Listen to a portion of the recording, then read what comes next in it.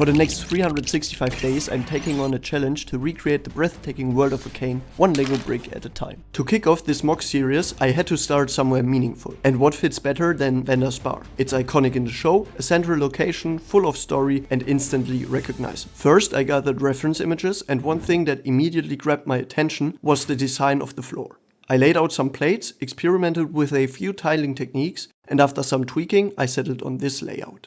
Next up, the bar counter. I worked on getting the shape right, especially the curve of the bar. After adding some height, I placed the minifigure for reference, and yeah, the counter was way too tall. I lowered the whole thing by a plate, reworked the shelves to bring the height down exactly one brick, and now it feels right. Then came the side shelf, which turned out thicker than expected. The space was tight and it looked cramped, so I expanded the layout a bit to give it more room to breathe. With that extra space, I slapped a beer pump on the counter and added the pillars. I thought about adding a roof next and figured out if I start that, I would have to build the upstairs lounge. But then I had a better idea. Let's make this a modular series. This first build will just be the bar. Later on, I'll add the upper and lower levels as separate builds. But now let's move on to the real challenge. The back wall with the barrels was the most challenging part by far. Yes, Lego has official barrels, but using them was not gonna work. They are pricey and take up way too much space. So I tried building custom barrels directly into the wall.